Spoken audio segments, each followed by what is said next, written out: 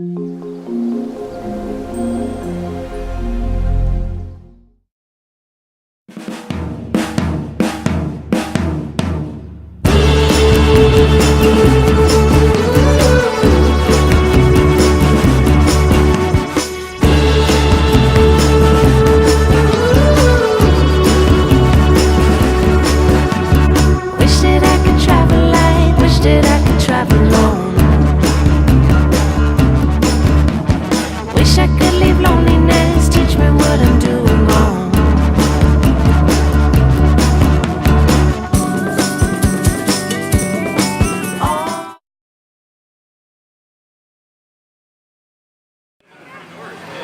peeps, how's it going?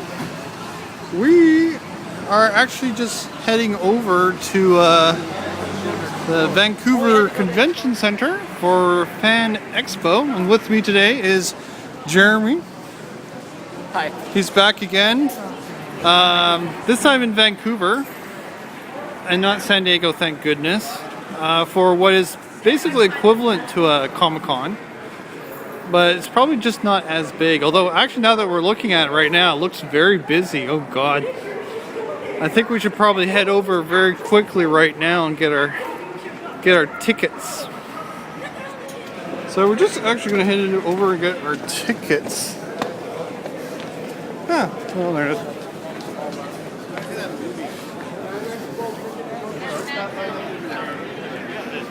That one over there, please. Thank you.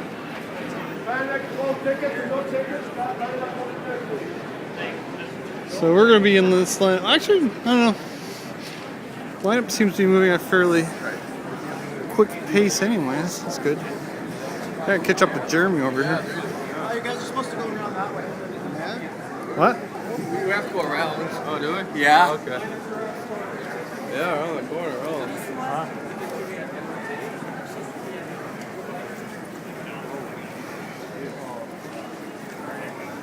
We're gonna be here for a while. Damn it, we should have been here earlier.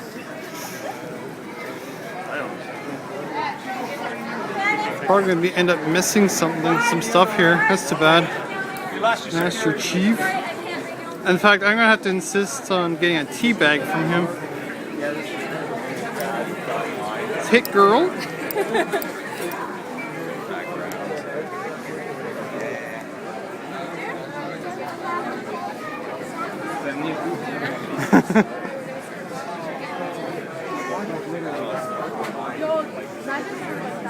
So what are you most looking forward to, Jeremy?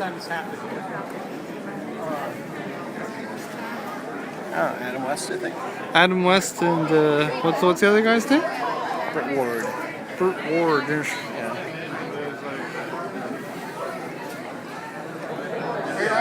Yeah.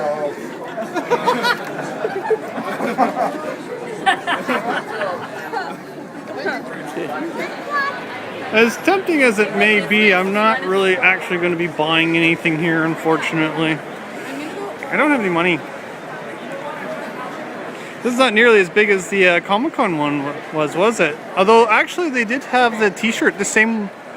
I think they had the same t-shirt store here that they had at Comic-Con. Very similar design, isn't it? What's that? Very similar design, isn't Very it? similar, yeah. Todd McFarlane. So, we believe that Fluffee should be at one of these tables, actually. I've seen that comic before, that one with Spider-Man and Batman on it. Oh yeah, that'd be pretty cool combination. I remember that being public. Oh yeah, I'd like to see that. That would make a really cool comic.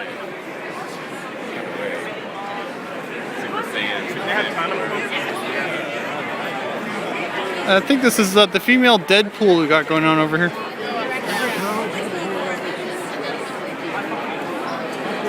Harley Quinn. Hot.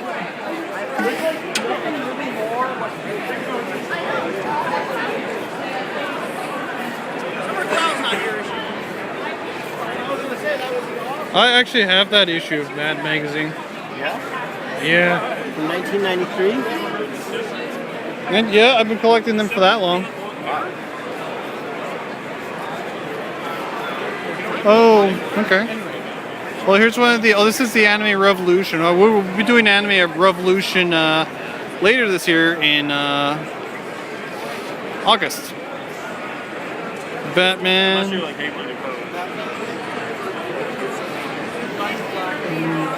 Captain America. Hey, there's a celebrity here nobody even knows. Canada's worst private company is here. Yeah. That's the Goblin King from Labyrinth, isn't it? The Goblin King from what? Labyrinth. That might be. I don't know. I forget. I actually forget Labyrinth. Or maybe not. Oh well, that might be. You know what? That might be. That's that one. What was that musician called that was in the movie? David Bowie. Oh, I forgot. David Bowie. Yeah, you're right. Yeah, that's probably David Bowie over there.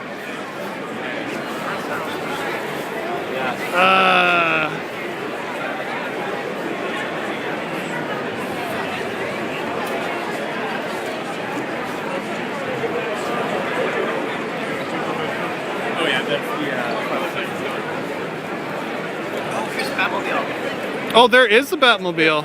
Oh, this is not the Batmobile. Although this wasn't the Batmobile I was expecting. I thought they'd have the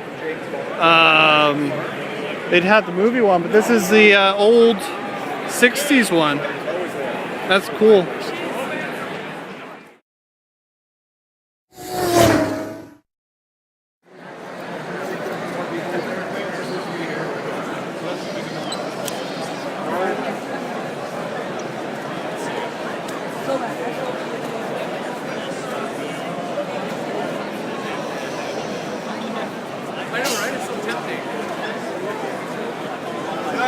This is Fluffee. He's a very popular YouTube personality. He's actually one of the top Canadian YouTubers. He does like a lot of comedy videos and stuff.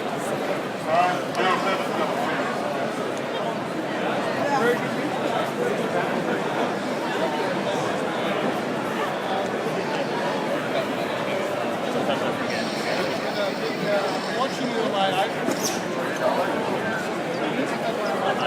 Yeah, when I'm on my way to watching videos on my podcast. Oh, I haven't started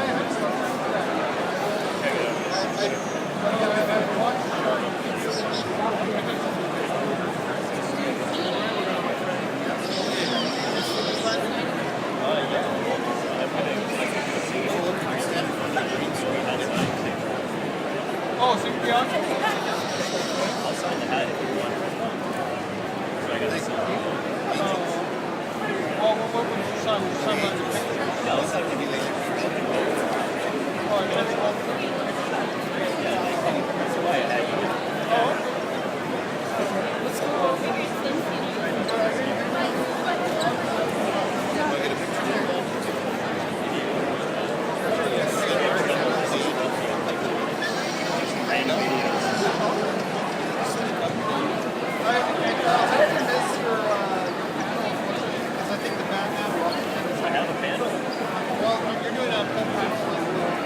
I was actually wondering about it.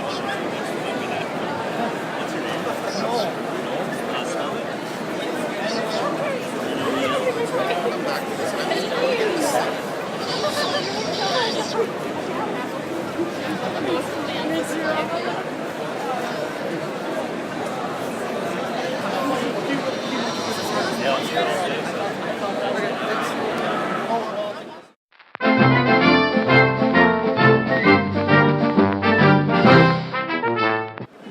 This is actually the signature line. Oh, there's Kevin Sorbo over there. Anyways, that's what I was saying. This is the signature line where you can meet. Oh my God, that's Maria Sirtis right there. Holy crap! Actually, she looks pretty good. As I was saying, this is the signature lineup right here, where we have to pay like $20 to get signatures from various celebrities. Is that Bill Murray? No, it's not. That's John Delance. Holy crap, he's looking old. Damn. Oops, sorry. But that's the Incredible Hulk, Maria Sirtis. I'd be tempted to get Maria Sirtis' signature. Damn. Wouldn't you want to get Maria Sirtis' signature, or do you want to get the Incredible Hulk signature? I don't know. Is it $20 to get a signature? Let's see who else is here first, man. Yeah, we should They actually. all have different prices next to them. Oh, will they? Yeah. I might have to take some money out.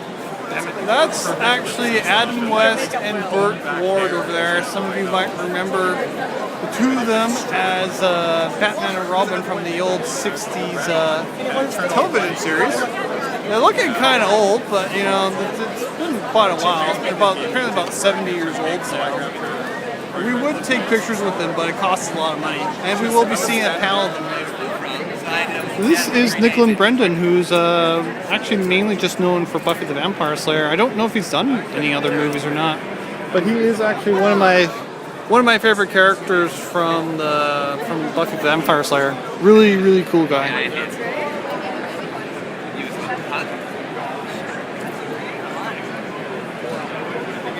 Thank you so much. I don't know what to do. I mean, what I'll do is, you know what we'll do? Because Did you want to get a signature? Seriously. Okay. Very good to meet. Very good to meet you, by the way. You as well. You're actually one of my favorite Buffy characters. Thank you. You sound like an intelligent man. Oh well, thank you very much. I think for now, we'll just, yeah, so... What sort of shows are you doing right now? Are you doing any... I'm doing Criminal Minds. Criminal... Oh, is that like a TV show? I have a bunch of chains, but like... It is, it's on CBS. Well, it's on CBS. It's on CBS in LA. Oh, okay. In the States. So it's not Canada yet. I think... Does Criminal Minds air in Canada? With him. Oh, so... Yeah, so, because we don't have any, so we're just doing... Oh, no, I take it back. We're good. You saved us. Bring it on. I wish I had money for a signature. Let me check my wallet. Do you guys get Criminal Minds here? The TV show? Maybe I got something here. Oh, sorry, you don't watch this stuff? Everything. You don't watch this I don't really watch TV since there's shows on like Buffy. I'm sorry, how much is a signature? 30. Oh. I'm defeated by $15, unfortunately. Is that... $100. I think we're already giving it to him. Oh, okay. Yeah, we're good. Perfect. Don't remind Gary that it came out of his wallet. Sorry about I just was wondering, is there going to be any continuation of the Buffy series? Make sure. I think I'm off. Like maybe as a movie or something? Maybe, you never know. Stranger things have happened. Oh, okay. Well, thank you very much. You're very welcome. High five. High five. See you, buddy. See ya.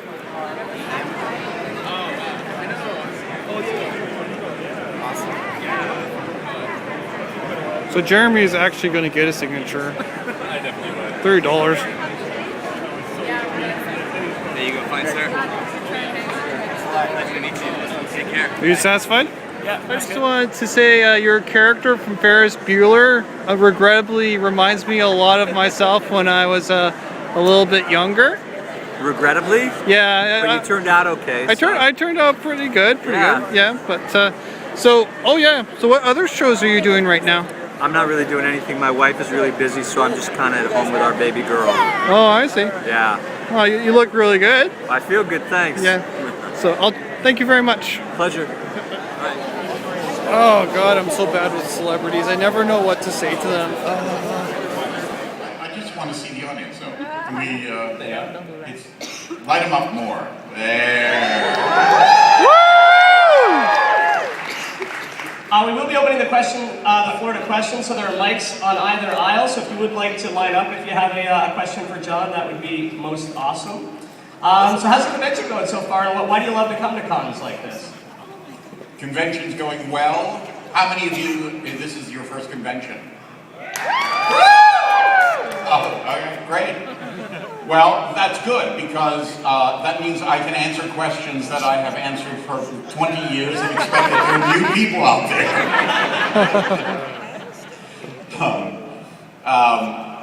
I always like coming up to Vancouver. Vancouver is a place that I've come up to shoot many a show. One of my sons goes to UBC right now. And Vancouver's just a really cool place to be, so bravo for those of you who live here. I want to ask you, it's been 25 years since Star Trek The Next Generation first started airing. This is its 25th anniversary year. What do you think it is, all these years later, that keep people coming back to the franchise and keep people fascinated by it? Well, rather than ask me, we should be asking them. But I'll tell you what, I'll throw in what I think. I think they would say Q, right? Well, besides that. Of course, that goes without question. I just think it's a show that a lot of people, mostly to be very serious, I think it's a show, and I bet you there are a lot of people in the audience who are going to say, oh yes, that happened to me, where child, parent, grandparent could all watch the same show together and all get something out of it. So many people have said to me that, oh, this was an opportunity for me and my dad to sit there, or me and my mom to sit there. our whole family I used to watched watch it with my grandparents. Oh, my parents were Trekkies, and when the next generation came on, they forced me to watch it, and now I'm a big Trek fan. So I think it has to do with community. It also has to do with people in their families being with each other, taking the time, and they were, by and large, there were a lot of really great stories. You've got an impressive list of credits. I mentioned a few of them off the top, and you strike me as a guy who probably thinks about your roles a lot. So I would like to read you 2 quotes and get your comments on them. The first is a quote from Captain Picard about Q. He's devious and immoral and unreliable and irresponsible and definitely not to be trusted. And then there's another quote. He's the closest thing in this universe that I have to a friend, which is Q about Picard. So it strikes me there's a bit of a disconnect there. How did you see it? It sounds like many a marriage out there. How did you see the relationship between the two of them?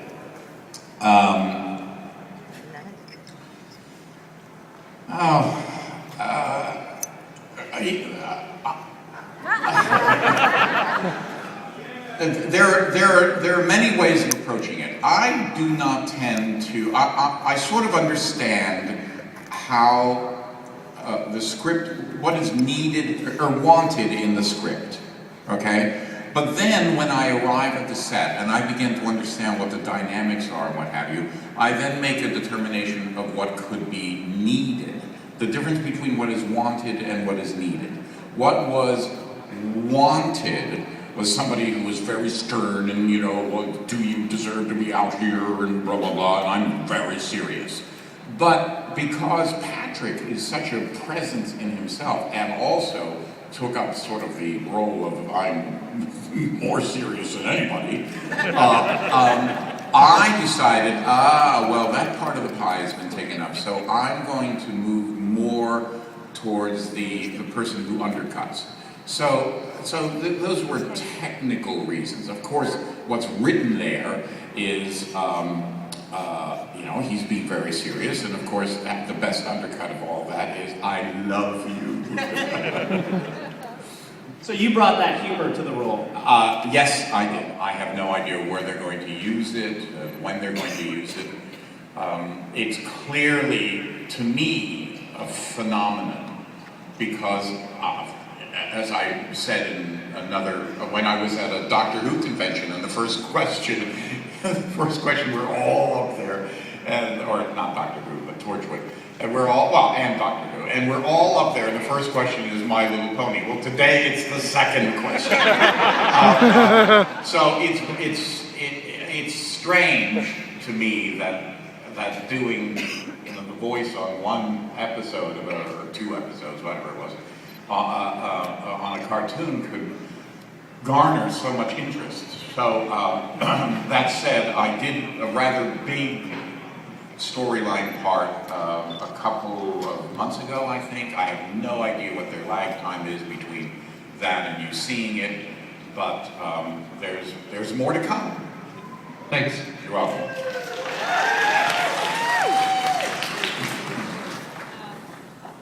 I went to go ask you a question when we were getting your autograph, and you said I had to come here and ask it, so here I am.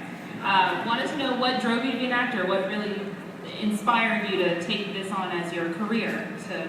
Well, when I started acting when I was 14 years old, and up until that time, I had managed to flunk out of 3 schools, and I did not know how to read, and I was really in trouble. I was circling the drain, as it were.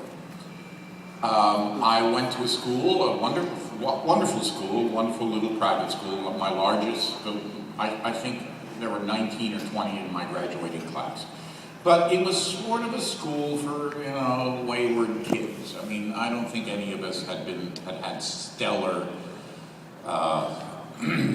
academic careers up until that point. My teacher, who was a very inventive teacher by the name of Mr. Biddle, he was the assistant principal of the school. He taught history and soccer and ran the school and art and all sorts of things.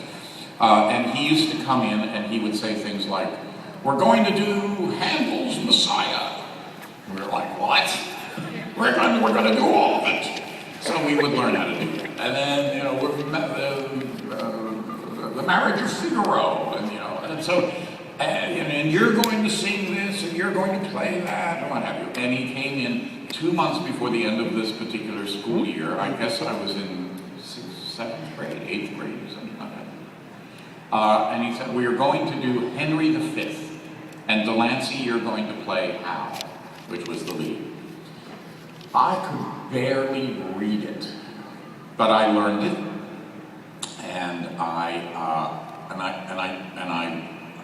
performed it in June, and you know, 2 months later. And for the first time in my academic career, people responded. And there was a grandfather who had come to see his granddaughter, and he happened to be the editor of the Pelican Shakespeare's. And he took my father aside and he said, "If your son has an interest, you might encourage him because he has a flair for this."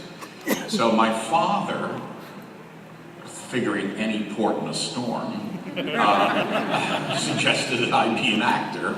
And I took it as being the first time that I had ever been given sort of a compliment about something that I did.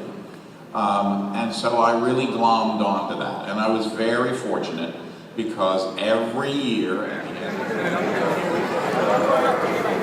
You're right.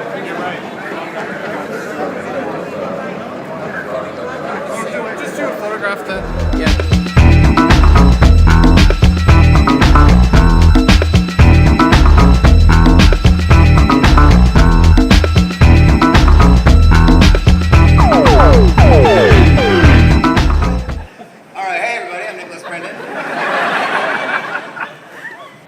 So can we turn this down just a tad? It's weird. Well, I'll let you guys figure it out in the back. There's nobody in the back, mind you. I'm on my own. So I was working until 4 a.m. last night, and then and I had Steve, my German Shepherd, with me on set. So then I had to go home and take Steve home, and he was exhausted. And then I had to pack because I was packing for the last moment. And then I got in my car and went to LAX for a flight at 7 a.m. So you're looking at a man, half goat, who has had zero sleep. Because you can't call an hour on a plane sleeping. If anything, it did more damage. Though I did watch this really good, cool documentary about girl models. Poor thing, they go to Siberia and they pick them up, and then they go to Tokyo. So I've had this apple to eat, and here I am. I'm on fumes. But I couldn't be more excited to be in Vancouver. All right, guys, thank you very much. Bye. All right, I think I want to use this. Do these things? Yeah. Now I feel like you're Prime Minister. It's the Prime Minister, right?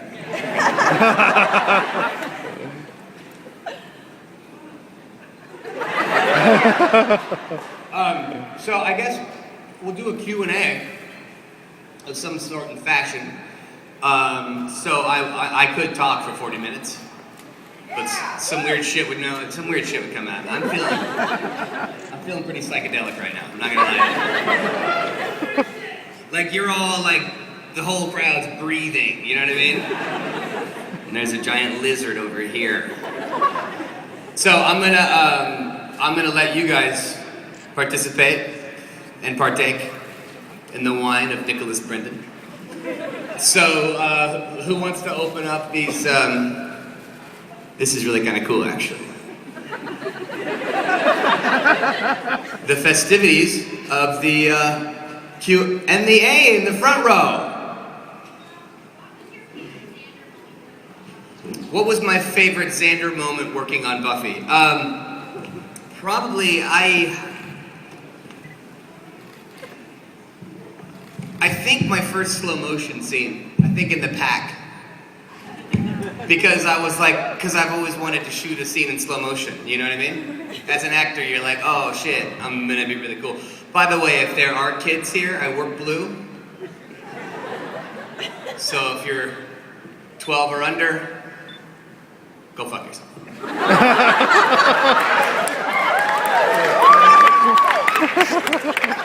But really start fucking yourself at about the age of 13. I was a late bloomer, I was 17. Because I have a twin brother and I didn't think that he was doing it, you know? And then I go look under his bed, he's got nothing but porn magazines. And I'm like, God damn it, Kel. You should have told me, you know? I'm like, when did you start? He's like, when I was 12. And I'm like, I've been waiting for 5 years, you know? Being a twin sucks, because all I wanted to do was touch myself.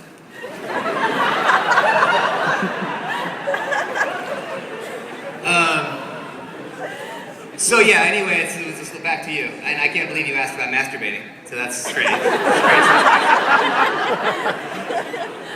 You Canadians. We were shooting the scene, and it was my first Xander, the Xander episode. And so I don't know if you guys have seen the episode, but we're all kind of just walking, and so when I'm walking, I'm in the middle, and I'm walking like I'm in slow motion. And they're like, Nick, you know, we're gonna actually speed up the camera so you don't have to walk like you're in slow motion. And I'm like, I know. I was just testing you guys to see if you were on your toes. So I think it was that. So I was probably the whole pack episode was, God damn it, there's so many great ones, you know? But that's what I'm gonna stick to right now. If you ask me tomorrow, it'll be completely different. Man in black with the camera. Yeah. Do you get does your brother get harassed for signatures a lot? Kelly, yes. When the show had first started, it's a funny story. I think. There's a place, we go to Yosemite every year to go camping with our family, and I couldn't make it this year for some reason. And so Kelly was driving through, it's called the San Joaquin Valley, which is where they grow most of the world's produce. And there's this In-N-Out Burger there, which is a burger chain. And Kelly went to go, I think, get a burger and pee. I'm not sure if he peed, but I just wanted to say that. So he's coming back out to his car, and there is this busload of teenage girls thinking that it's me. And I think it was maybe the first season, so they didn't know my name. It was like, hey, it's that guy. And Kelly's like, no, it's my twin brother. And they're like, you're a douchebag. And they start pelting him with French fries. So yes, he does. And it happens now where like people will just kind of walk up to him and they'll be like, you know, and Kelly's like, you're thinking of my twin. So it happens a lot. He's gotten a lot better with it. Right there, you. Oh yeah, you. I'm really curious. What was it like working with Joss Whedon? Joss Whedon is kind of like God. who was, you know, I mean, but it's you know, but that's, I mean, okay, it's like working, who said that? It's like working with God. What the fuck is that like? Does that even make, you know, I mean, we can say that, but no, it's like working with Obi-Wan Kenobi. I've never even seen Star Wars, so I'm not sure if that's sorry, I'm just busy working, trying to entertain you folks. On Buffy Vampire Slayer, how often was it with you and the other cast members, like all those little awkward moments or little moments where you like look at each other? How often does that Joss Whedon tell you guys do that, or just the actors kind of playing each other? The awkward moments? As the actors, you mean? Yeah, like was that the actors kind of playing each other, like chemistry, or was that Joss Whedon actually telling you in the script, like? A lot, it's both. I mean, a lot of that was written in there to have those, and then we would have the awkward moments the way that we would deem necessary. But typically everything that was in there, Joss would be a kind of person where it's like, even if the emotion was perfect, if you dropped an "and" or a "the" or a "to," you know, just some connecting where he would say the emotion was great, but I put every single word in there for a reason. And he's the only person that I've worked with that has done that. Because I do a show called Criminal Minds right now, where it's like, I was working on last night. And I'll just tell you right now that we're doing the season finale, and I'm just saying that there's a wedding. Didn't say whose wedding. I know. But so like on that show, we can just be kind of close, you know, but I was trained by Joss. It was the first show that I ever did, so I typically like to do Word Perfect because you just couldn't change it up. And if you change it up, because he was so pissed off at the Buffy movie, because the actors, there's a couple that I won't mention because I don't think he'd be happy if I did, but would completely change his dialogue. And I think that was his onus into hating actors, you know, who tried to change his dialogue. So there was just, you had to be word perfect, which made you do your homework a lot.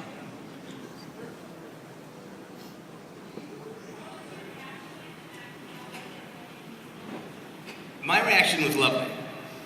I was really excited about it. Because it didn't matter if I was good or bad. Because I wasn't hired to be a singer or dancer, you know? And, you know, I love the challenge of something. So I wish I'd had more stuff to sing, to be honest with you. But Tony and James apparently had cut albums before. I had never cut an album. But no, we were going to be there for hours. So I got it on the first day. And then I tried to do it a second take, and I'm like, well, then we're done. So, I think that whole thing, and then also the one where I was like, shit.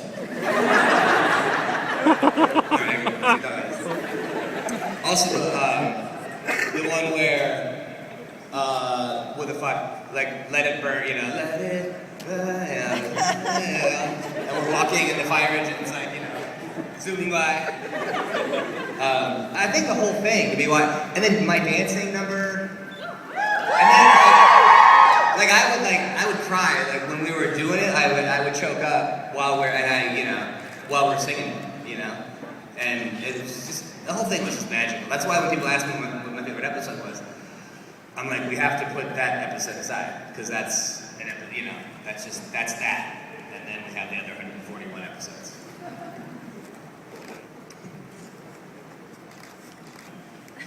Hello again. Hi. Since we're at Fan Expo and there's so many amazing costumes and superheroes, I was just wondering, which superhero or villain would you most like to play? You could pick anyone. Superhero or villain? Yes. To play? Excuse me.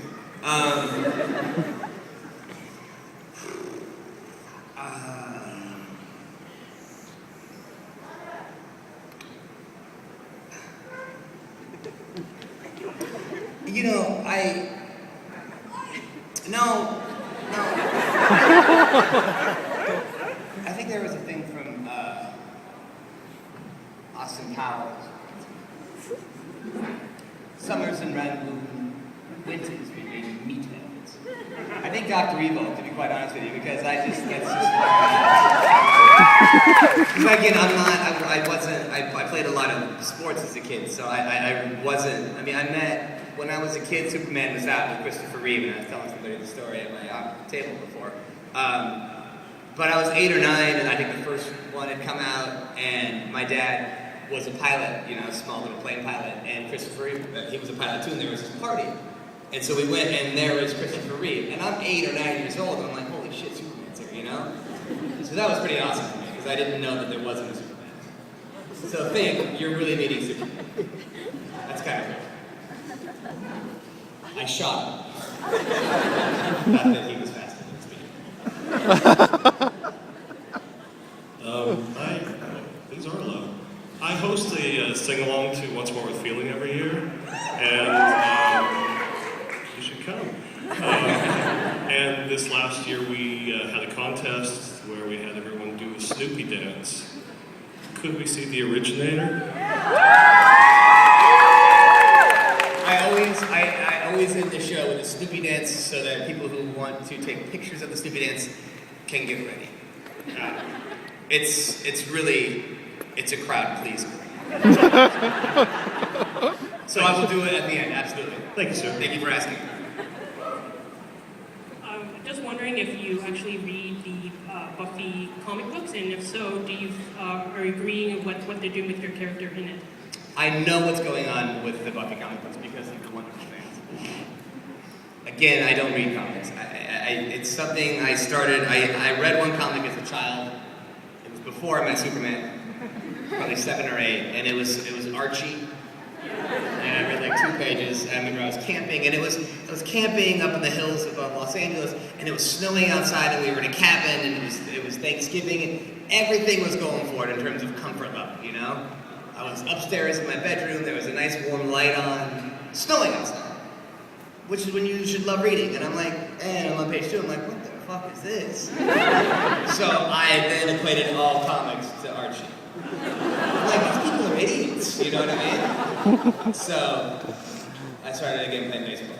Does that mean you think they're taking your character in a stupid way then? If you think all comic books are... Wait, say that one more time. Well, the Buffy comics, do you like what they're doing with your character if you know what's going on? I can't. Sorry, do you know what's going on with your character? Oh yeah, I know that I'm with Dawn, that Buffy experimented with some women, or a woman. If I'm not mistaken, it was Kennedy? Who? Yes, that one. And I'm kind of in charge. Yeah, I mean, I know what's going on, but I don't. But also, Josh said if we were to ever do a movie, we wouldn't start from where the comics are. We would do something different. Thank you. You're welcome.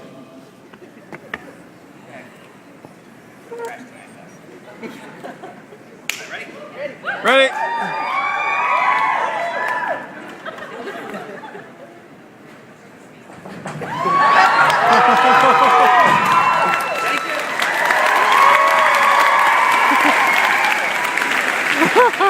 Right in my face. I think he wants a little bit more.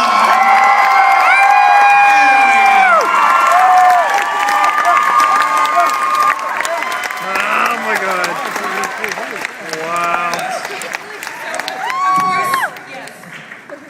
Again! It was the hero worship, and for the teenagers and the college kids, it was the double meanings and the double entendres, and for the adults, it was nostalgia of the comic book. Adam and I had a great time. We worked very well together. We're, I think, one of the few actors and co-stars that worked really well together. We always had a great time, and I think that the fun that we had making the show translated to the audience watching the show, that you guys had as much fun as we did. So let me give you Adam, and he'll give you his viewpoints. Well, I think that says it. Burt. Well, I'm curious to know, and I'm sure you've been asked this a million times before, but I would love to know what you think of some of the newer iterations of Batman. You guys are the playful dynamic. Actually, before I get into that, let's talk about your dynamic, because I think that that's part of what people have been so in love with, what's made it so enduring. How is it? Did you guys like each other right off the bat?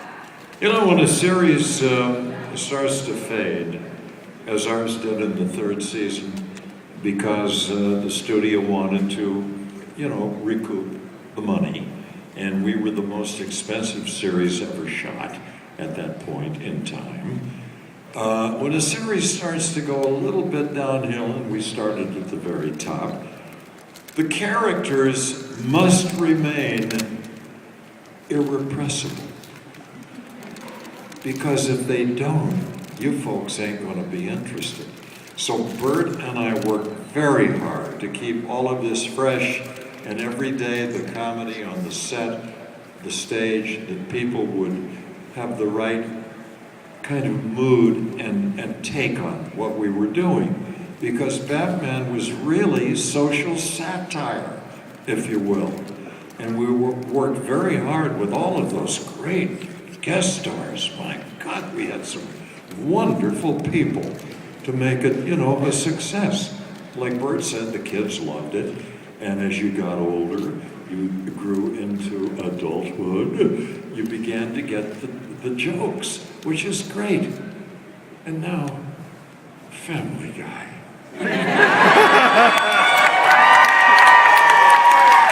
I only wish that Burt were there with me, because as mayor of Quahog, I could use an assistant. think we will see Burt? Family Guy? Are you going to be there? You've been there. Well, I don't know. I can't say what the future holds about that, but I have signed to star in another reality series, actually in a reality series about my dog rescue. My wife and I, as a charity, operate the largest giant breed dog rescue in the world. It's called Gentle Giants. And in the last 18 years, we've saved the lives of more than 14,000 dogs. And we've actually found a way for dog lovers to double the lifespan of their dogs, which you can go on our website and read how we've done it, with how you care for them, how you feed them. But because of what we've done, and because in our unique case, all of our dogs... Representing Catwoman that she left behind or something. Now we've done a few takes. I can't. I think you got it now. You have to. And Burt said, wait a minute, was this with the two cats that we were trying to put together to make a map, and we put them in a numerical position just under the number 70? Could that have been what you're referring to? That you were cross-eyed in your mask, laughing so hard, and you made me laugh, and we laughed through 12 takes, and the director said we're going to laugh him out of the business? Poor Oscar Rudolph, remember that poor director? Yes. it was the line, Rich, you were saying something to me about the statue. What did I you know? Come on. And I said, don't touch that golden pussy, Robin. It could be radioactive.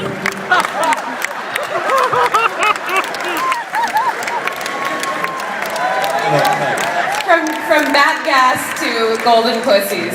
You heard it here first. It's really a stretch. But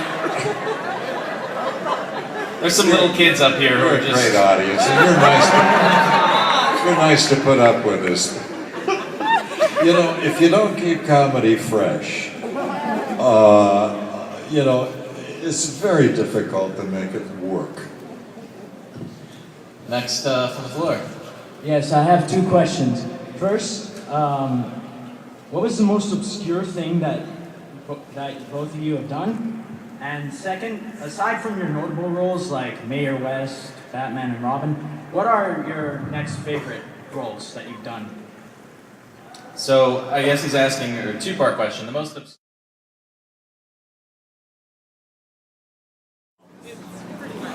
Hi peeps, how's it going? This is day 2 of the con, and we're just actually going in to get into the con. We already have people bringing their costumes in pairs, apparently.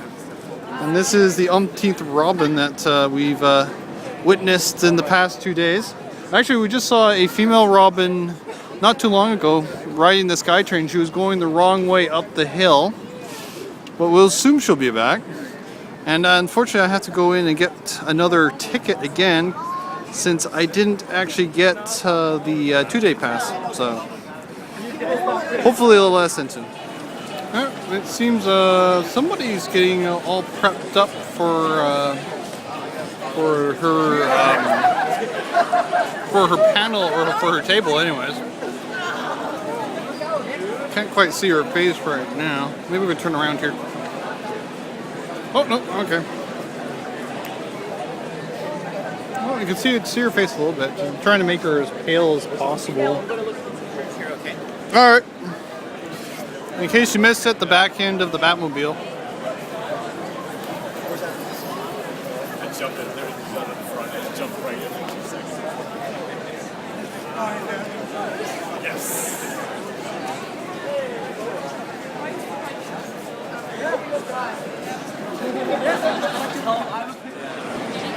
We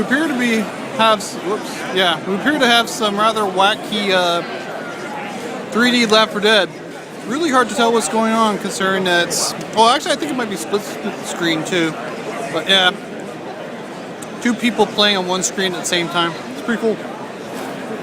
And some celebrity type people over here. I don't know.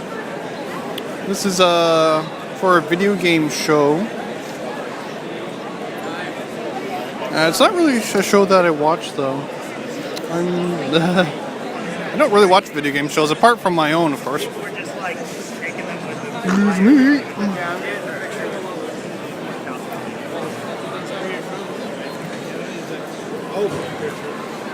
Oh, sweet.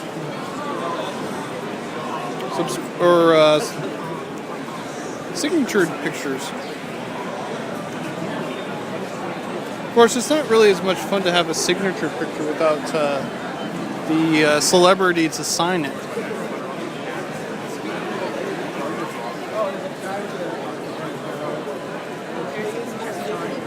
I'm stuck. Oh, there's the Incredible Hulk.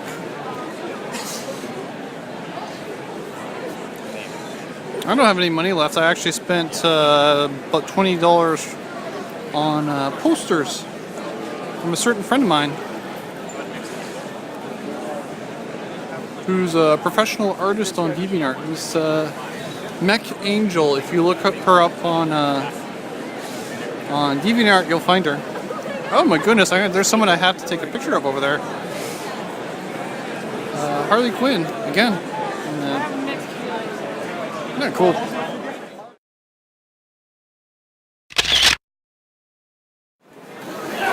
It just wouldn't be a sci-fi convention or a fan convention without an R2-D2. How is R2-D2 doing today? Ryan, picture. Oh, people are trying to take pictures with him.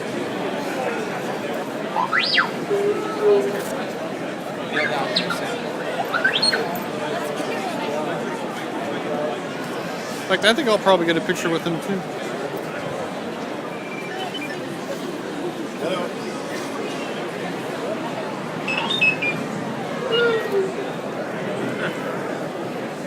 How are you?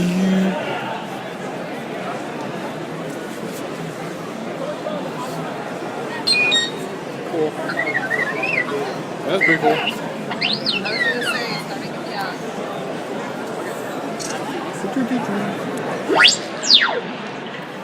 This is actually me sort of semi-attempting a Fluffee cosplay. Yeah. Not much to it really, but it is kind of Fluffy-ish. Oh, actually there's also the Fluffy edit that I have to do. Hey, what's up? This is actually the Reboot voice cast. We actually got to meet these guys once before at Comic-Con, or not at Comic-Con, at Anime Evolution about 2 years ago. But unfortunately, I kind of deleted the video where I got to meet them, so I think I'll do video this time and catch up. This wonderful show. This is a really terrible question to ask. Is there going to be a continuation of Reboot? You got to talk to Rainmaker for that. They're the guys who own the rights to the show. They say they're going to continue it. So is it going to be as a movie, or? I have no idea. I'm not involved. So. Oh, that's too bad. Like I say, you got to talk to the people who own the rights to the show. Oh, okay. So none of them are here, I guess, are they? No. Okay. No, we're just here to talk about the old days. Oh, okay. I'd mind signing my just the back of the box somewhere. You pick your favorite Binome, I guess. Oh, you're gonna pick the lieutenant, are you? Oh, is this your demo? Okay, thanks. I'll check it out. This check it out. is Galvin Blair, co-creator. Those are yours? Oh, okay. So where's the other co-creator? Well, one of them's in West Vancouver, the other one's in Singapore. So. Oh, I see. Oh, the West okay. Vancouver guy doesn't do Yes, convention. when that, I that see. animation comes together. So this is That gets to be me, yes. How exciting. Well, I'll trade you a demo for a hack and slash and turbo. This one. We should have make it. Hell yeah. Winnie, have Optimus. W-I-N-N-I-E, like the boot. Actually, one person that's not here today is, of course, Megabyte, but Megabyte passed away a couple years ago, actually. Wow, thank you. That This is what I'm using for signing, getting signatures from people. Book the binomes. It was the cheapest thing I could get for $10. Here we go. So Don't smudge it now. Oh no. Oh, Thank you very much. You saved my day. I'm the doctor. Have you met Marina, Sirtis? Oh, of course. Which doctor? Oh, you Doctor Who? Yeah. Of course. So sweet. Makes perfect sense. Really cool. And I see. Oh, perfect sense right there. Nice to see you as well. Thank you. Thank you. Hi. I just was hoping you'd sign my little box here. I personally would. Pick your favorite binome. You can. Where is my binome? There he is. Was that your binome right there? Oh, you have a binome. You do. I do. That's okay. I'll just put the little arrow. Oh, okay. There you go. Call me Cyrus. Oh, that's pretty awesome. Do you remember that? I really like that character. Actually, he's really. Cyrus was always totally into Absolutely. things will happen. That's so great. Yeah, Glad to see you. Got them all in there? Yeah, it's like. Oh, look at that. Isn't that Yeah, cool? that was the cheapest thing I could get for $10 too, which is it's not bad. Now I hate to do this to you. I did actually have a voice recording of you from before doing the hexadecimal voice. Yeah. And I hate to ask you to do it again, please. When did you do it? I did it like 2 years ago, but I accidentally deleted it, Oh. which disappointed me a great deal. But it's okay because we got HD camera this time, so it'll be that much better.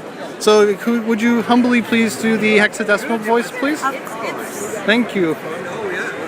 I am so sad that you lost the hexadecimal voice. You silly sot. Well, don't do it again. Got me? Thank you so much, and rest assured it will not happen again. You are getting me. Thank you. Oh, could you sign your favorite binome? Spine. That Oh, was I know. incredible. Wow. I remember it gave me shivers the last time. I was like, I know. Seriously. I had to back off. There is no when on your. I don't think I'm on here, am I? No, it's just binomes. I was just saying you can sign your favorite binome. Oh, my favorite binome. Yeah. That's me. Like this one. It's got to be this one. Gotta be that one. Wow, that's And of course, it's Shirley Miller as hexadecimal. None other. absolutely. There we are. Thank you very much. Now, be happy, happy. Thank you very much. Yeah, they're my prized possessions.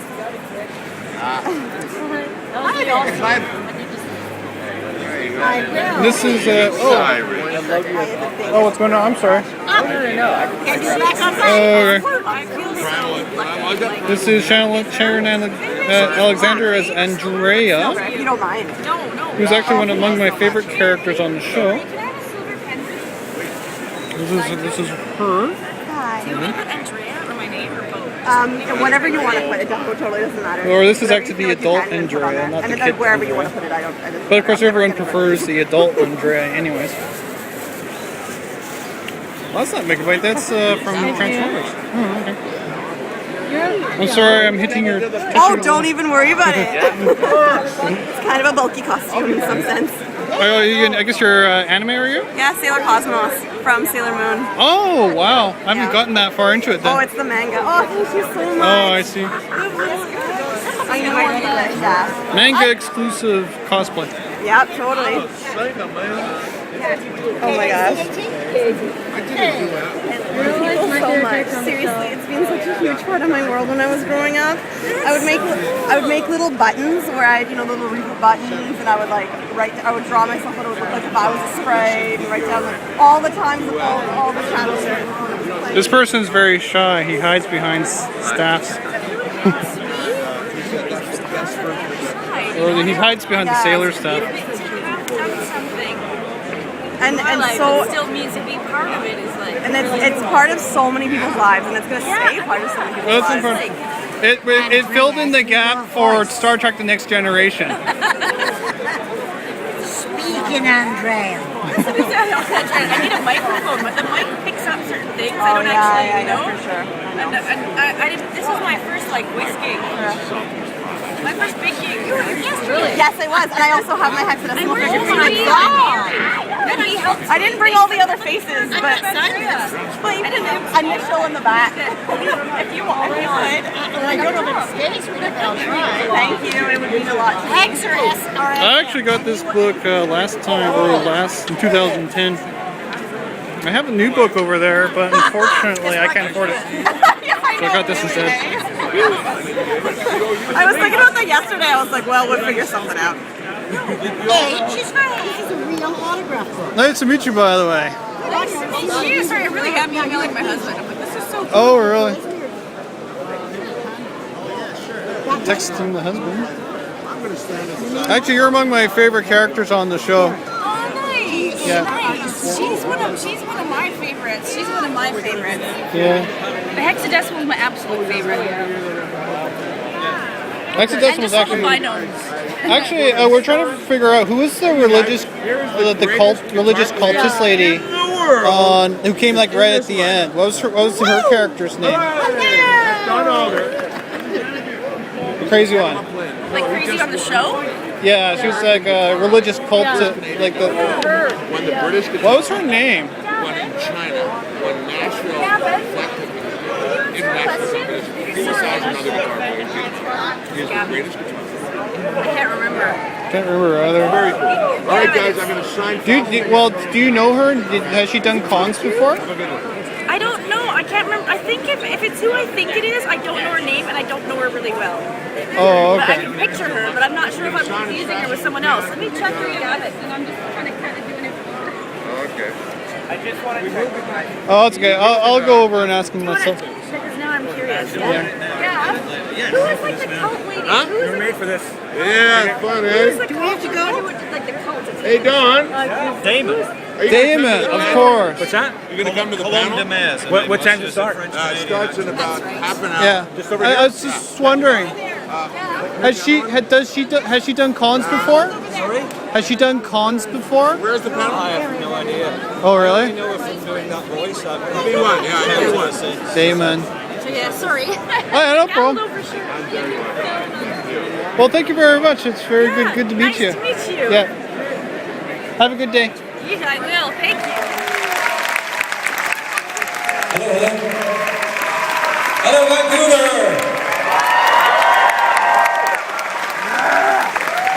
Hello, feel like a rock star.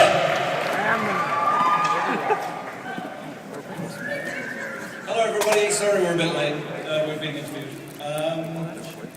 Welcome to the panel. My name's Gavin Blair. I'm one of the guys who co-created Reboot. Thank you. And with me today are Sharon Alexander, voice of Andrea, Charlotte Milner, voice of Hexadecimal,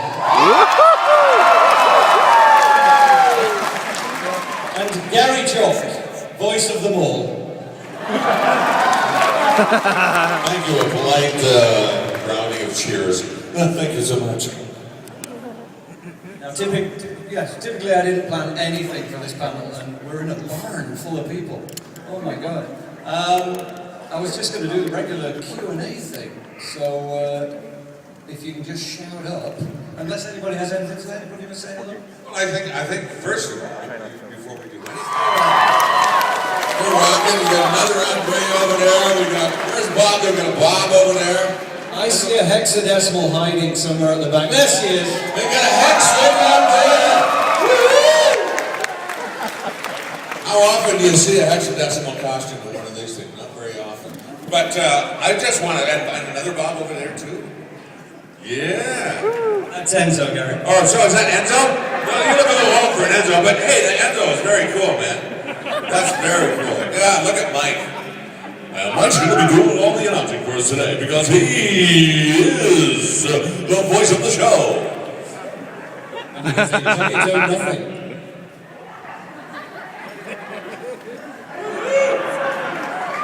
But first off, ladies and gentlemen, thank you. Thank you so very much for being a part of this. Thank you for coming out, and thank you for watching and supporting the show for all these years. I know, as for myself, I'm very proud to be part of an iconic production. The first CGI TV series in the world. Come from right here in Vancouver, BC. Put us on the map. That's all I have to say. I gotta say, it's been amazing, an amazing journey from the time when we first started recording the show until now. And we see all these people who just, and I gotta tell you, I watched the show and I love it still. I love all the in-jokes. I didn't get them until one day somebody said, look at this book. And I think it was your book. Gavin gave me this book and then all the inside jokes and references, and I went, I finally get it. I finally get it. There's some great gags in the show. And then when you look at it after reading the book, you go, I like it. But and as I say, I'm just proud to be a part of it and proud to still be here and really happy to come and chat with you guys. Let's hand it over to Shirley, hexadecimal.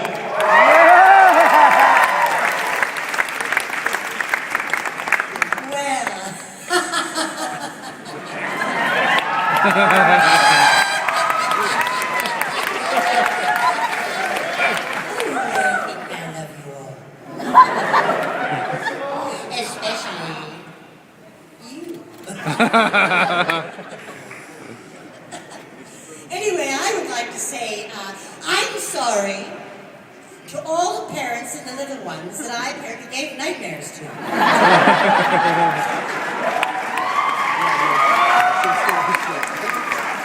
But maybe it stopped some bedwetting? I don't know. But it has been an absolute delight for me. And hexadecimal leaves an actress like myself absolutely tension-free. I've explored every facet of my personality, and Gary's, and Gavin's, and Andrea's. And yes, the world of Reboot has been absolutely phenomenal. And like Gary, I didn't get all the jokes either. So those of you who have bought the book, you'll get them too now.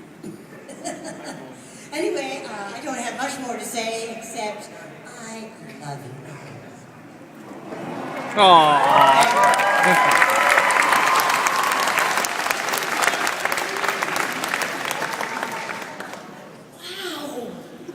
Wow. Okay, Reboot was the very first job that I ever had in the voice world, and it was because of Gary, Mr. Gary Chalk. And I told this story a few years ago at one of these. I was working in TV and I'd worked with Gary, and he said, hey, there's a character on this show that I do, this little show, and they're going to age her. She's going to grow up, and I think that your voice would be a good transition from little Andrea's. And Gary worked with me, and he worked with me, and I stunk. I didn't get it at all. I couldn't do the microphone. Anyway, I got the job. And I walked into I don't know how, I drugged Gavin, But I walked in, I remember the first day of recording, and these people had all worked together, and I'm working with like the top voice talent in anywhere. And the energy, Shirley said earlier, the energy that used to be produced in this room, we'd stand in this little horseshoe, these guys were the fourth wall, behind the glass, and we'd stand in this horseshoe, the energy that would come out, I think translates into the show, and I always feel like a little bit of a fraud when I'm here, because it's like I would have paid to be Andrea. And I love her, and I love this, and thanks for having me.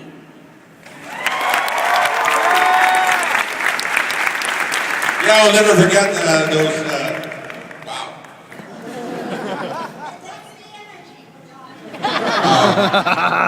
They used to call this is what's called in technical terms, in voice lingo, vocal pressure. I have apparently really good vocal pressure. And in that I can make the air hit that diaphragm in the microphone, but sometimes it comes out a little loud, so I'm sorry for that. Anyway, I remember with Sharon there, sitting in my basement, going over my old, I had this old multi-tracker sitting in the basement. I said, no, try it this way, don't try it this way, don't try it this way. She goes, this is hard. No, it's not hard. It's fantastic. You've got the perfect voice for it. Slapstick humor, and my dad would get all the computer references and explain them to me. But my question is, in the world of computers, things age very quickly. You get a new computer, it becomes old in a matter of weeks. And for a show that took place inside a computer, I just got the DVDs pretty recently, it's aged surprisingly well, like very well. And I'm wondering, why do you think the show has aged as well as it has? I'll throw something. Well, I think the one reason why it's aged so well is it has many different genres within the show. You know, like the clowns, the video games, the pirating, the viruses. They are all still quite relevant, and the structures of the way the inside of a computer works is physically basically the same. It's just faster and smaller. But I think it's not so much the technology, but it was the stories and the characters within that framework that made it last so long. Because basically what the story is about people and their problems, people and their issues, people and the things they love and hate. And that is timeless, to my mind. Anyway, what do you think? I think it was just damn fine writing. Yes. I agree. No. I think another thing about it is it works, as somebody said earlier, maybe, I can't remember, it works on many levels. We put stuff, and that was intentional. We tried to put stuff in the show for little kids to enjoy. You know, like if you're 5, you look at it, oh, colourful, cute, funny, zany. And then when you get a little older, it's like, oh, I'm starting to get some of these gags. And then you watch it when you're 27, and it's like, oh my God, that was a double entendre. They're being really rude. Oh my God, and I never got that when I was. So I think you can keep coming back. I get this a lot. People come up to the booth and they say, you know, I watched it when I was 5, and then I watched it when I was 12, and then I watched it when I was 30, and it's awesome. It's still good, you know. So I think it's not just a 2D show. It works on many levels, and we put something in there for everybody. And I think that means, you know, you can watch it, rewatch it, you can bring it to new people, you can show it to new people, and they go, oh my God, this is a really good show. So this is more of a question for Gary. I know you're a bit of Gavin. I know you're a bit of a Canucks fan. And Canucks all the way. Absolutely. I want to know what you think of Skyler being the starter goalie in the Reboot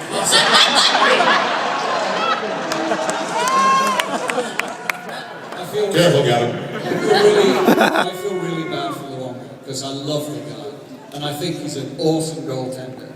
And I think the decision to put him in, and Corey too is a great guy and an awesome goaltender. It's like, I think when you're winning and you have 2 number 1 goalies, it's great. When you lose a few games and you've got 2 number 1s, it becomes a huge theatre in the media. And I think as a coach, you play the hot goaltender. You're in the playoffs, you play the hot guy. So, and the team, for some reason, for whatever reason, seem to play better in front of Schneider than they do in front of Luongo at the moment. And I don't know why, I can't explain that. But, you know, you play the hot goalie. And I feel really bad for Ovi Lucas, he's awesome. So, there you go. It's an emotional roller coaster. I guess you guys were upset, just as our fans were, when ABC pulled the plug on Reboot. Yes. Answer yes. In a word. Was the content of the show in question, or ABC just got sick and tired of seeing something that was Canadian and much superior to their stuff?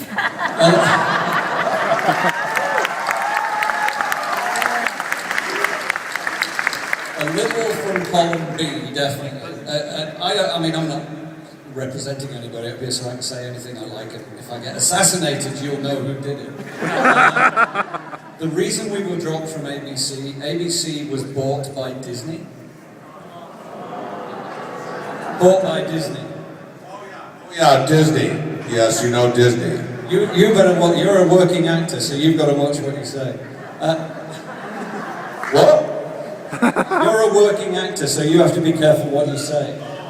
Yeah. Disney bought ABC, and Disney were planning to do their own CG shows, so they said, get rid of this Canadian rubbish. And that was the bottom line. And the thing that makes me laugh my ass off is it took them about 7 years to produce their own show. I'm just wondering how many of you were upset when you turned in that Saturday morning to UTV here in Vancouver and saw them had size small on instead of Reboot, and then switched over to Como in Seattle and found out they had this awful alien family, human family hybrid show, which names occasionally by was bad. How many of you were upset about it? Let's cheer. I was upset about it, but for a different reason. I don't know, my mom found it kind of funny. I was 32 years old and crying about a cartoon. Before the character makeovers later in the series, what was the deal with Dot's bizarre uniboob?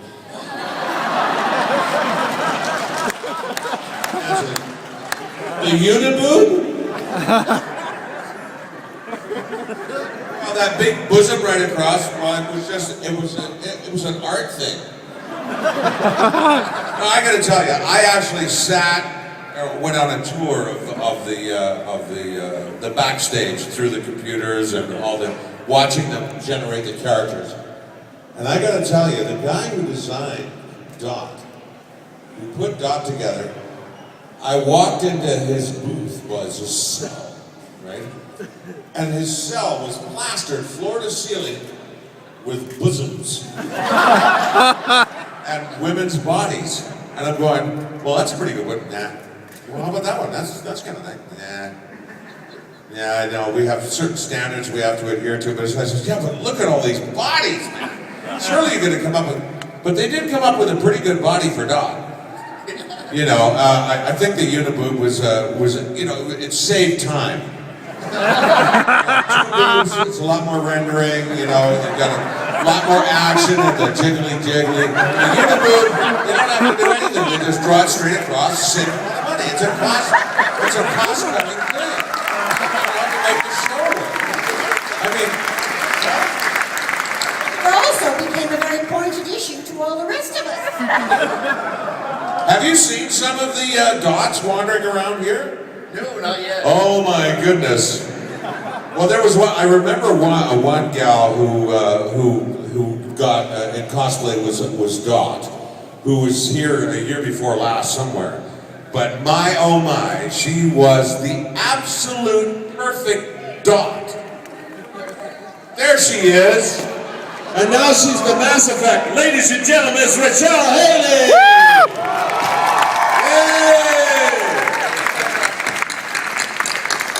I think that if the animators would have seen Micheal dressed up in that costume, boy, she would have been iconicized on that show. So why did I get the big bosoms?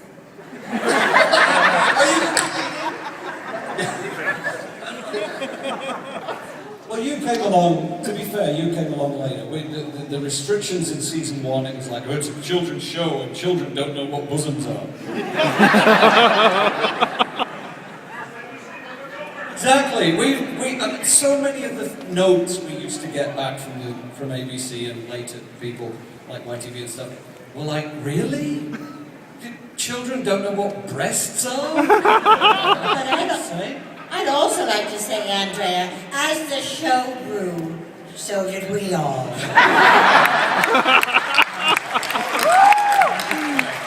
I guess a conflict sandwich. My ego, that was all. You know, I usually banter a little bit, but I'd rather just, I told him, I said I wanted people lined up and ask questions now because I'll probably give you pretty long-winded answers. So we'll start with the dude dressed up as somebody. Yeah. Go for it, sir. Thank you, sir. I just wanted to say before I ask my question that I saw Hercules in the Amazon when the first time it was on TV with my dad, like watching Hercules every week was a... And the Amazon Queen was played by Roma Downey. Yeah. Who went on to be touched by an angel, but she was touched by me first.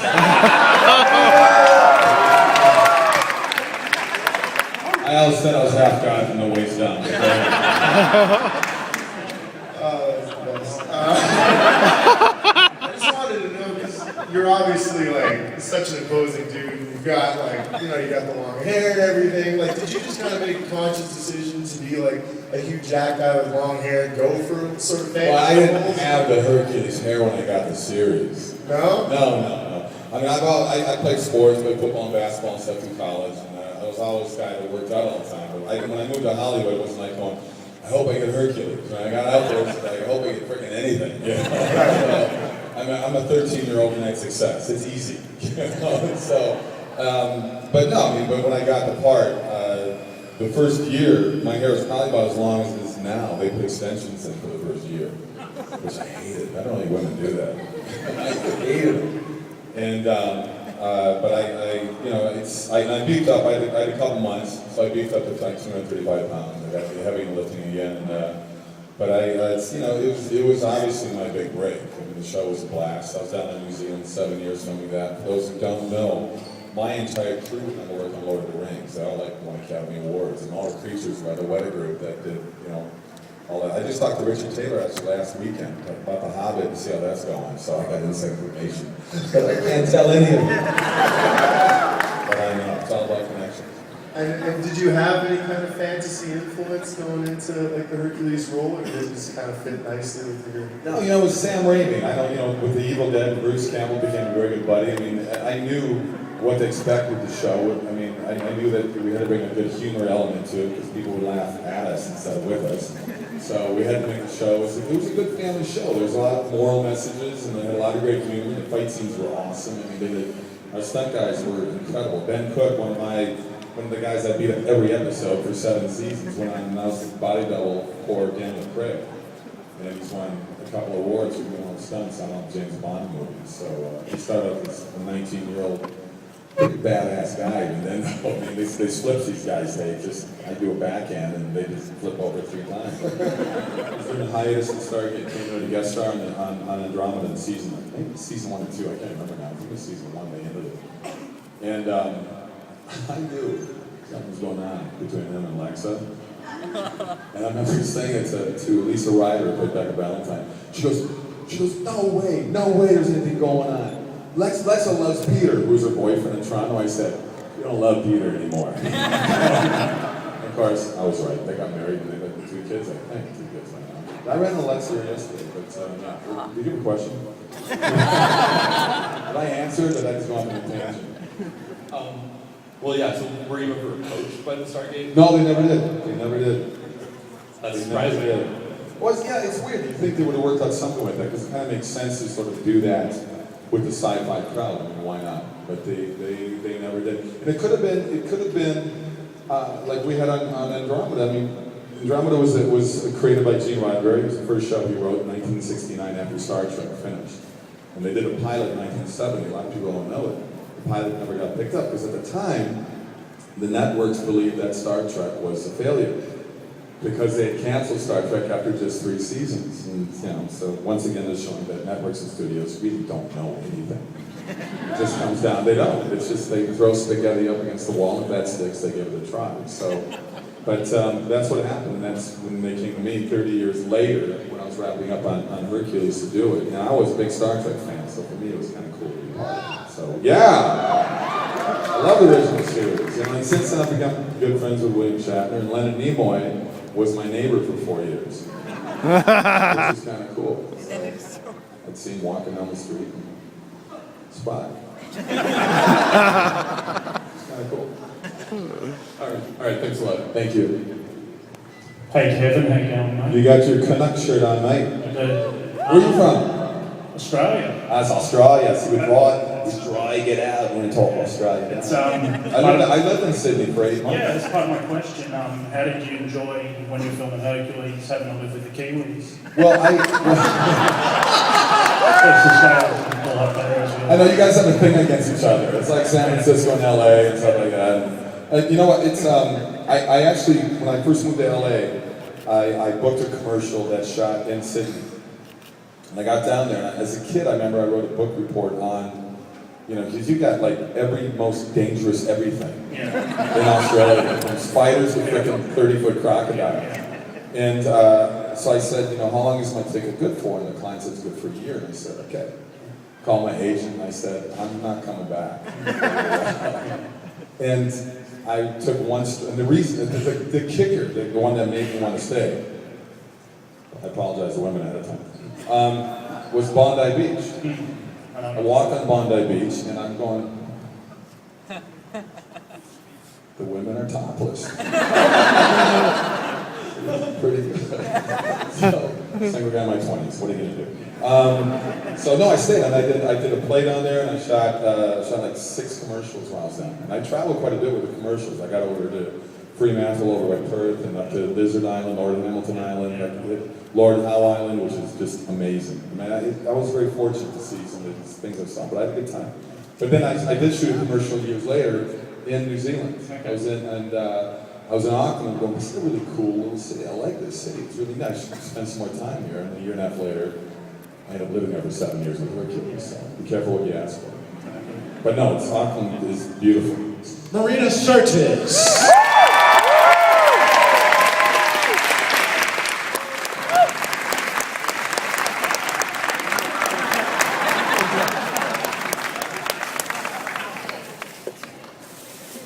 I hate when they make us sit down. Well, not because of the tables in front, because it's really boring. It's really boring when there's a table. This is for the lazy actors. You do it. Okay, so come and sit. All right, as we're going to sit. We've been sitting down all day. They want us to sit down. I know. Hello. How's everybody doing? It's fun.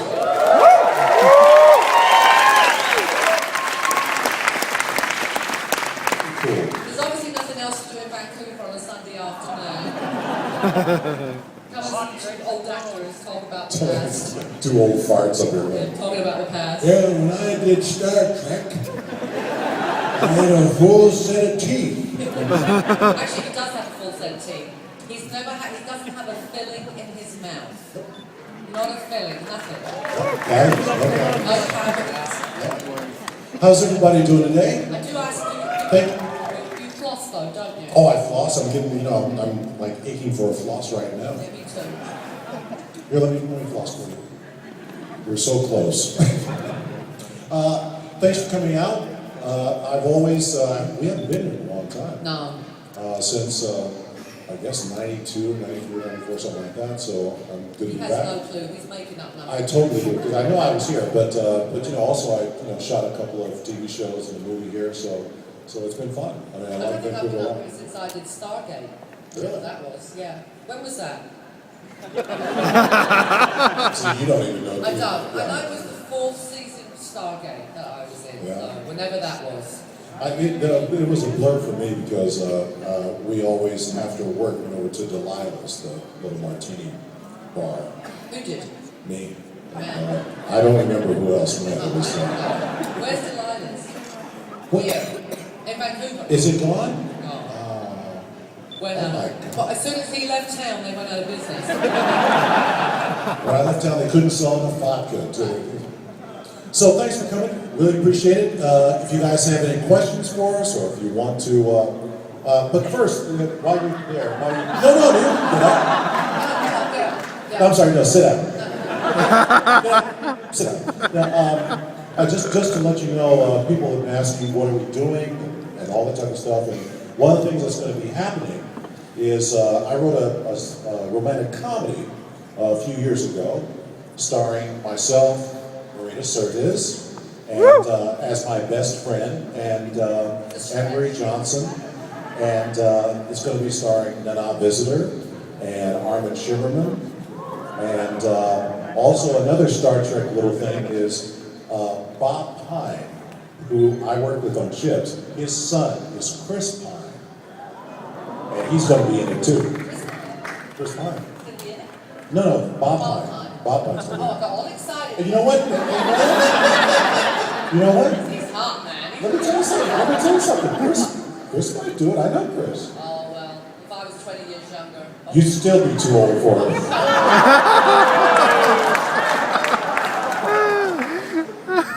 Hey, I can say that I'm much older than she is. Well, not much. But anyway, we are.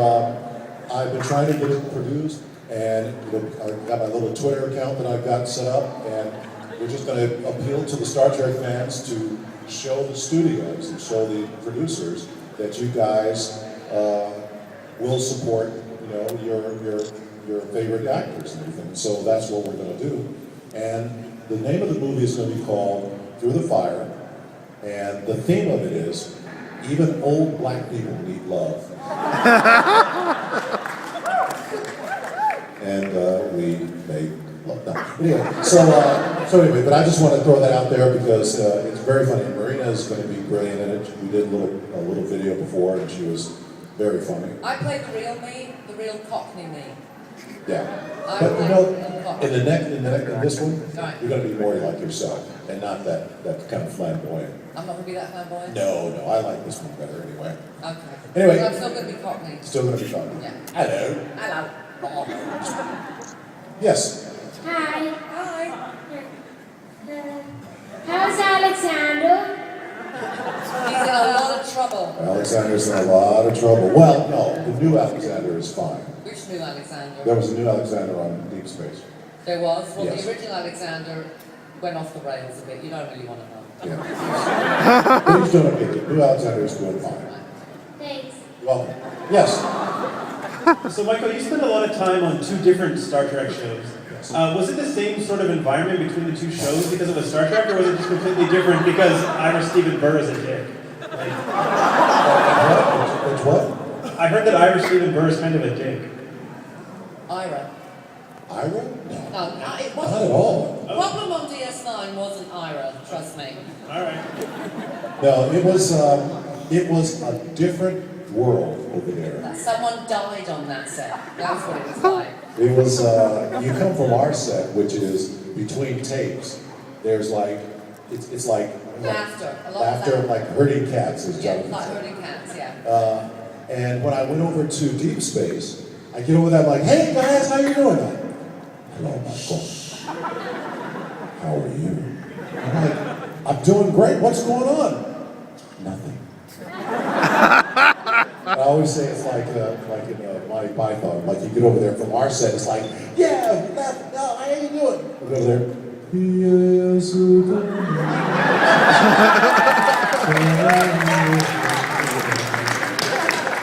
didn't have as much fun as we did, let's put it. Well, you know what? They didn't for 6 months. Until you came. Until I came around. And then I said, come on. And the crew that worked with us, when I got there, they said, oh, thank God, Michael, you're here. Now we can have some fun. But I got to tell you, Next Generation, they're apples and oranges. I wouldn't switch in the Next Generation for Deep Space, but I really got some great work in Deep Space. That was Got the big bucks. and got the big bucks and On Deep Space. the cute woman. You paid to kiss Terry Farrell. It was like the heavens opened up. Yes. One of the elements used on TNG very frequently was the poker game. So how come no one ever thought to reintroduce that element on DS9? Excuse me. They nicked enough of our stuff anyway.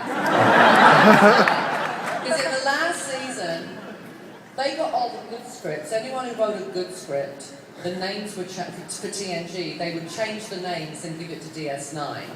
And they would resurrect scripts that they'd rejected for us, and we'd end up doing those. So no, the poker game was ours. So they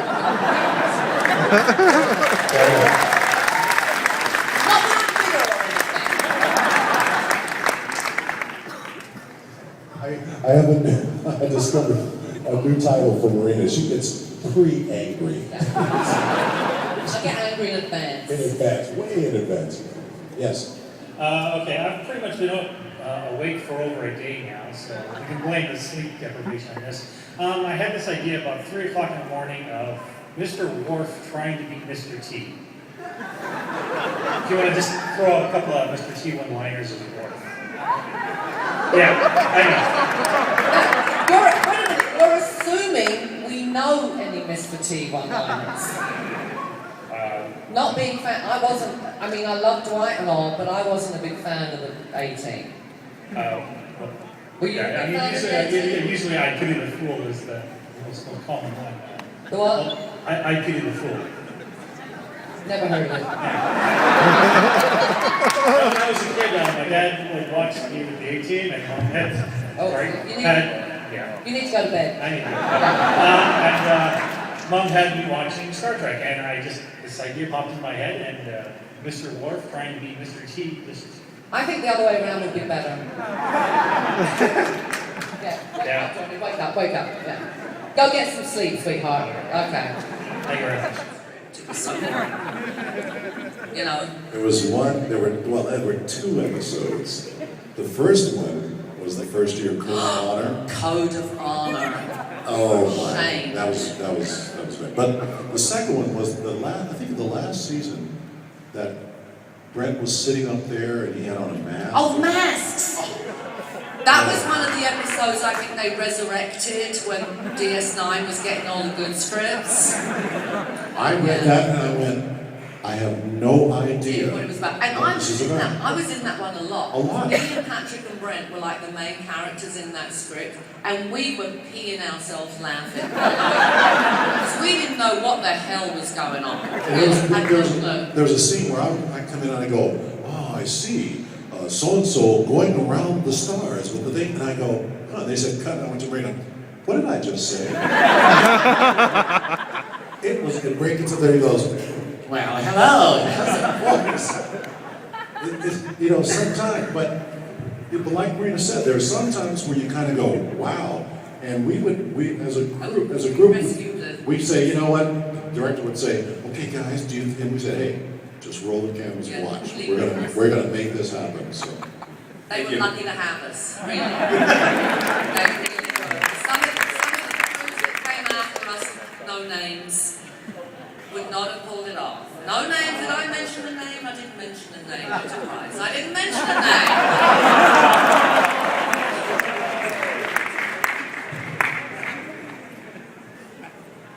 Yes, little man.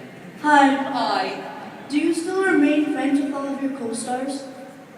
You know what? We really still are really, really, really best friends, and it actually is amazing to us that it's happened. But the people who cannot compute the fact that it's happened are still like the studios. We've been negotiating something recently, and they will say stuff like, no, it's not a movie, don't get excited. It's publicity stuff. But, our representatives, like one of my representatives called me and said, oh, Marina, everyone else has agreed and you're the only one holding out and blah, blah, blah, blah, blah. And I said, no, they're lying. Oh, no, they're not lying. No, everyone else has agreed. And I'm like, we're friends. They don't understand that we're friends. And we talk to each other. And so I said, I'll call you back in 10 minutes. Have you agreed? No. Have you agreed? No. Have you agreed? No. Judith, no one agreed, okay? Don't listen to them. So it's the studios who cannot understand that these 7 actors who've known each other for 25 years and worked together for, on and off for 15 of those years, we truly love each other. Because it's probably unique in Hollywood that this has happened. I can't think of any other show where the whole group has stayed close. Obviously in other shows, maybe 2 or 3 of the actors become close, or, but for all 7 of us to remain as lovey as we are, they just cannot understand it. It's really never happened before. So I think we all feel blessed that we were part of that cast. Thank you. And that, ladies and gentlemen, is that. I hope you all enjoyed the show, and I'm not exactly sure if very many of you would have sat through the entire thing, but oh my god, did I ever take a long time to upload. By the time this is done, I think we're up to 7 gigs of data. Holy Christ, that's a lot of recording. I didn't realize how much video I took until I was actually done the video. Holy. But it was a really good con. I had a fantastic time. Jeremy had a really good time too. I didn't really buy a whole lot apart from the Binome kit that you guys saw. I did buy some posters from my friend Mech Angel, but I don't have them with me right now because I forgot them at my dad's fiance's car, but I'll show them later. And the only other thing I got was like this fluffy cap here, but yeah, not exactly a big spender at the con, but a big watcher and big video recorder.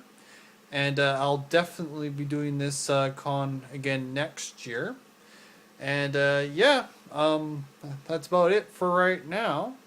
The next con I'll be doing is Anime Revolution, which will be the next couple months. So anyways, thanks to Jeremy for all his help with recording this video. Thanks to Master Chief for the teabagging. Thanks to Fluffy for the pictures, or for just chatting with me and the picture they took with me. And who else is there to thank? Oh yeah, just all the people that talked to me, and all the celebrities that talked to me and dealt with my awkwardness. Sorry for the brief encounter. I'm gonna have to work on that for next time and make sure I'm better prepared to talk to celebrities when I meet them. But the very fact that I met them was already pretty awesome in of itself. So yeah, I think that's about it. Kudos to everyone, and thanks. Bye.